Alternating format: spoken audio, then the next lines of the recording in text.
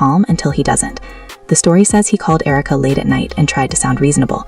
"We're not your enemy," he allegedly said. "We're their grandparents." And Erika allegedly replied with a sentence that gets quoted like it's a mic drop. "You don't get to use my children as your grief therapy." That line, if it was ever spoken, would be brutal. But even as a rumor, it lands because it speaks to the fear on both sides.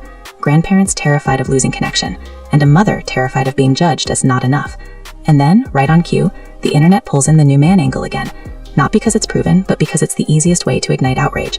People start claiming the boyfriend has been present during family exchanges, and that his presence changes the kid's mood. Some say he's strict, others say he's cold, others say he's protective. None of this is verified, and it's important to say that clearly. But the reason it spreads is because audiences have seen this story before in other households. A new adult enters a grieving family system, and suddenly every relationship gets tested. Fans project their own experiences onto it, and the projections become facts in the comment section. One creator does a dramatic reenactment, pretending to be Donna at the doorway, pretending to be Erika on the phone. It's content, it's performance, but it shapes perception. The creator says, "Imagine watching your grandchild hesitate to hug you because someone told them to be careful," and viewers eat it up because it's emotionally vivid. Then another creator counters with, "Imagine being Erika and realizing every time you let the kids see their grandparents, someone turns it into a storyline." And suddenly the audience is not watching a family anymore. They're watching a battlefield where every act of love has consequences. According to Online Talk, a family friend tries to mediate. This friend is described as someone Charlie trusted, someone who knows both sides, someone who allegedly says, "We can fix this quietly." The rumor says they set up a second meeting, smaller than the first, meant to lower the tension. And this time, the conversation is set to begin. With Erika saying, "I am not giving up control." Donna allegedly answers, "We are not asking for control." And Dale allegedly adds, "We are asking for protection." And in that triangle of words, you can see the core of the drama. Control versus protection versus survival. 3 different meanings, 3 different wounds. A twist follows that ramps everything up without needing any proof. People begin claiming a legal letter was delivered to Erika's attorney, not to her personally, and that the letter mentioned financial safeguards. Immediately, fans interpret that as a direct attack on Erika's character. They think she's stealing, one comment says. Another says, they're saving the children. And because there's no document anyone can verify publicly, both interpretations live side by side, like competing realities. In the dramatized version, Erika reads the letter and feels humiliated. She allegedly tells a friend, "They're treating me like I'm reckless." The friend allegedly responds, "It's not about you." And Erika allegedly snaps, "It's always about me," when they want to blame someone. That exchange, whether real or imagined, captures why this rumor cycle doesn't stop. It's not just about the kids, it's about identity. Erika wants to be seen as a mother who is trying. The grandparents want to be seen as family who is needed, and the internet wants to be entertained, which is the cruelest part, because entertainment turns pain into a scoreboard. And then another moment gets added to the rumor timeline, the kind of detail that makes people gasp even if they don't know if it's true. Some accounts claim one of the kids said something about not knowing where I'm sleeping next weekend, or "I don't like when people yell." There is no proof of this. It could be invented. It could be misunderstood. But it spreads because it triggers the protective instinct in viewers. Once the idea of a worried teacher enters the story, the legal angle feels more plausible to the audience, even without evidence, because teachers are seen as neutral observers. By the end of a narrative with momentum, alleged meetings, alleged audio, alleged letters, alleged concern from outsiders.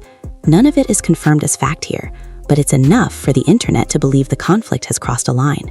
And in the way people are telling it, Erika is no longer just fighting a comment section. She is allegedly bracing for a legal push that could and who gets to touch the resources meant for their future. And Charlie's parents, in the way the story is being framed online, are no longer just grieving grandparents. They are portrayed as people who have decided that silence is risk and paperwork is protection, even if it makes the family fracture in the process. By now, the rumor has its own heartbeat, and it doesn't slow down, it speeds up. Accounts start saying the grandparents didn't just think about legal options, they quietly triggered the first real step, the kind that doesn't make headlines until someone leaks it. The claim is that an attorney sent a formal request for temporary safeguards, not a dramatic demand to rip the kids away, but a structured plan that would force everyone to follow rules instead of feelings. Fans are shocked because this is the moment the story, as people are telling it, stops being about who is right and starts being about who is prepared. In the online version, Erika finds out the same way everyone else finds out these days, through a message she wasn't supposed to see. wonderness grief can create, especially when people feel judged. Then the storyline adds another twist. People claim Erika's attorney responds fast, not with a screaming denial, but with a warning. The alleged response says something like, "Any attempt to interfere with the children's routine will be treated as harassment." That word, harassment, hits like a siren, because once you label grandparents as harassers, you transform them from family into a threat. And once you label a mother as reckless, you transform her from parent into a risk. This is how families end up speaking like enemies, and viewers can feel it even through rumors. In the dramatized retellings, Dale is furious about the label. He allegedly says, "We are their blood. How dare she?" Donna allegedly breaks down, not in a neat way, but in the messy way grandparents do when they realize they might lose access. "She's turning them against us," she allegedly whispers to someone close. And then comes the line that makes the audience pick sides again. "We raised Charlie. We will not watch his children drift into strangers." The phrase strangers becomes a huge point of argument online because Erika's supporters say it's disrespectful, and the grandparents' supporters say it's the truth when nannies and new partners are involved. Another claim starts circulating that takes the drama from emotional to tactical. People say the grandparents are gathering statements from people who have interacted with the kids, caregivers, neighbors, school staff, anyone who could describe the children's routine in a neutral tone. To be clear, nobody can confirm who said what, but this alleged move is what makes the situation feel legal in the way fans describe it. Because when you start collecting statements, you're not just venting, you're building a case. And if Erika hears that, it would explain why, in the rumor narrative, she tightens everything. People claim she starts limiting who picks up the kids. She allegedly changes schedules, adds security, reduces spontaneous visits. Her supporters call it protection. Her critics call it isolation. And the audience watches the same alleged act with conditions. "No questions," she allegedly said. "No talk about money, no talk about court." And Donna allegedly replied, "I don't care about court, I care about their faces." If this exchange ever happened is unknown, but it rings true emotionally, which is why it sticks. In the same rumor thread, there's an alleged visit that goes wrong. Not because anyone throws hands or makes a scene, but because the tension is thick enough to cut. The story goes that the kids arrive and they're happy for a moment, but cautious, like they've learned that adults can flip without warning. Donna allegedly tries too hard, asking too many questions in a sweet voice. "Are you sleeping okay? Are you eating? Are you happy?" And then the kids, in the rumor version, grow quiet, like they don't know what answer is safe. That detail crushes viewers because it suggests the children are adapting to tension. And when kids adapt like that, adults feel guilty, even if they think they're right. The alleged breaking point comes when Dale asks something he thinks is reasonable, and Erika hears as an accusation. The rumor says he asked, "Who's been around the kids lately?" And Erika's face allegedly changes. "That's not your business," she allegedly replies. And then Donna, according to online talk, says a sentence that she immediately regrets. "It is our business if they're being raised around someone who doesn't love them." That line is gasoline. Because if you're Erika, you hear it as an attack on your choices. If you're Donna, you hear it as a plea for safety. And if you're the internet, you hear it as a headline. The visit allegedly ends early. The kids hug everyone and leave, and the adults stand there with that hollow feeling that comes when you realize you just made everything worse. In the rumor narrative, Donna cries in the car. Dale stares at the road and says, "We can't do this again." And Donna allegedly answers, "Then we do it the hard way." That phrase becomes the unofficial caption for the entire drama. The hard way, meaning court, schedules, oversight, boundaries enforced by someone outside the family. After that, online talk claims the grandparents decide to move forward with a formal request, not necessarily to remove custody, but to set terms they can rely on. And the reason this detail matters is because it changes how viewers interpret everything. Suddenly, Erika's silence isn't just grief, it's strategy. The grandparents' patience isn't just respect, it's preparation. And every influencer covering it starts speaking like a verdict is coming, even though nothing has been officially confirmed in public filings people can verify here. The rumor mill also claims Erika responds by preparing her own package, proof of routine, proof of care, proof that the children are stable. Supporters say she's doing what any parent would do when outsiders threaten her home. Critics say she's only moving because she got exposed. Both sides call the other side manipulative, and the family is left divided not just emotionally, but structurally. Because now it's not just who feels what, it's who can prove what.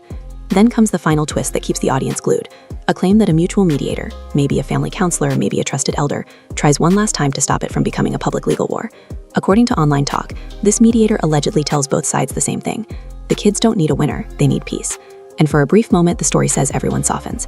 Erika allegedly admits she feels attacked by the world and exhausted by expectations.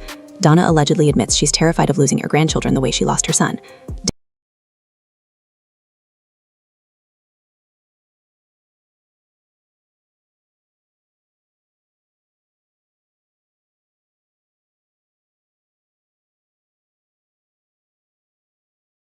Finish the documentary. You hit play, expecting fireworks, and then you notice the one name that should have set the whole thing on fire is nowhere. No photo, no mention, not even a blurry background cameo. And that's when the whisper started creeping in. Netflix didn't forget Jay-Z. They allegedly cut him out. But here's where it gets messy, because the rumor isn't just that Jay-Z was missing. The rumor is that an entire segment from episode 4 was removed at the last second, a segment people online are calling the Jay-Z tapes. And the wildest part? The story going around says 50 Cent fought like his reputation depended on it to keep that footage in. Like, this wasn't creative differences, this was a full-blown war behind closed doors. Now, we're not saying any of this is confirmed. We're saying these reports are surfacing, these claims are spreading, and fans are shocked at how fast the conversation is exploding. Because if Netflix really pulled a whole segment, you have to ask one question. What did they allegedly see that scared them enough to erase it? And if 50 Cent is hinting he has the footage, then buckle up, because this is where the drama starts. You can feel it the second you finish the documentary, and your brain starts doing that little rewind, like, wait, did I miss something? Because everyone caught heat, every headline name got discussed, every old clip got replayed, but one face was just absent. And that's where the internet did what it always does. It filled the silence with theories, screenshots, and late-night group chats that turned into full-on investigations. According to the chatter spreading online, the missing piece isn't an accident. It's a decision, a deliberate one, and the rumor is loud. Netflix allegedly cut a full segment from episode 4, something insiders and bloggers have nicknamed the Jay-Z tapes. Now, nobody can prove that title is official. It might be a fan-made label, it might be a whisper that got copied so many times it started sounding real. But once a rumor gets a name, it gets legs. The story that's been bouncing around is that 50 Cent didn't just notice the cut, he fought it. Like, not a calm email chain fight, not a let's revisit this in post fight. People are saying it got personal, emotional, and ugly behind the scenes. Allegedly, the moment Netflix's team started hinting that certain material was too risky, 50's whole mood shifted. One producer supposedly tried to soften it with corporate language, talking about balance and tone and liability. And 50 snapped back with, "So you want my name on it," he allegedly said, "but you don't want my cut?" And the room went quiet. Again, that's the way the story is being told online, not confirmed. They wasn't playing football, and they wasn't playing hockey or soccer for Diddy to come on stage, pat him on his ass, and then make the statement to people in the world that can't nobody call me Sean but Jay-Z. Now, I don't know what kind of statement, and I can't say, I wish I could say half a homo, but I know I can't say it, but I don't know what kind of half a homo that is, and you trying to say that you're not close to somebody. You coming on a statement to the public, can't nobody call me Sean but Sean Carter. And I heard Jay-Z said the same thing about them, but they were so close that they had matching white girls. Not documented, just repeated. But fans are shocked because it sounds exactly like the version of 50 they think they know, a man who treats every negotiation like a chess match and every edit like a sneak attack. He's built a whole second career on controlling narratives, and the idea that Netflix tried to control his, that feels like a spark in a room full down with 50's camp. Supposedly, the meeting wasn't even scheduled like a normal creative review. The word going around is that it felt like an intervention, the kind where everyone smiles too hard and speaks too carefully because nobody wants to be the one who says the real reason out loud. One alleged witness account that fans keep quoting describes the vibe like this. They were talking to him like he was a problem they needed to manage. And if you know anything about 50 Cent's public persona, you know that is the quickest way to make him go. How does Jay-Z sit down with Gayle King and she not ask him one question about the intersection between him and Aaliyah and Robert Kelly? This is insane that people keep refusing to see what's right there. From calm to volcanic, 50 arrives late, hoodie up, phone in hand, not looking for a friendly conversation. Someone from the producer side tries to start with compliments. The series is strong, they allegedly say. Your voice is important. And 50 cuts it short. Save the speech. What got cut? Now the lawyer tone kicks in. A Netflix legal person, in the rumor version, lays it out like a list of landmines. There are references we can't verify, they say. There are claims that could trigger lawsuits. There are implications that go beyond commentary. And 50, allegedly, doesn't argue that the material is heavy. He argues that heavy is the point. Y'all sold, he supposedly says. Don't go soft now. Go. Here's a fun little fact. I actually have verifiable knowledge of all 15 of Mr. Carter's illegitimate children that he hides from the world. The producers, again according to the gossip, try to frame it as protecting the project. They talk about how streaming platforms get hit with legal letters, how the wrong 2 minutes can cause months of court headaches. 50s camp doesn't care about headaches. They care about control. And the moment someone says the phrase pressure from the outside, the air changes. Because that's the real heartbeat of this whole rumor. The idea that Netflix didn't cut something because it was messy, but because somebody with influence made it uncomfortable. Fans are shocked at how fast that idea stuck, because it matches what people already believe about the industry, that some names get questioned and some names get protected. So now, online, people are hunting for proof. They're rewatching trailers. They're comparing early promos to the final cut. They're zooming into frames like it's a mystery series, a blurred picture in a montage, a sentence that feels edited, a pause where a name should be. And each time someone thinks they found something, the rumor gets louder. Then you have the social media moments. Fans are repeating a claim that 50 posted something that sounded like a wink, like he was saying he still has what they wouldn't air. Some people took it as a joke, others took it as a warning. And you know how it goes. One comment becomes, We're gonna have a real conversation about whether or not Rihanna was trafficked to Def Jam. She was the innocent baby when she came over here.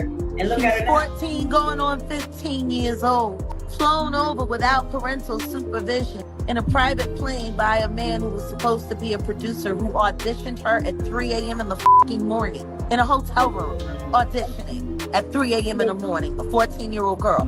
With no parental consent. With no parental, nobody. She was flown to another country.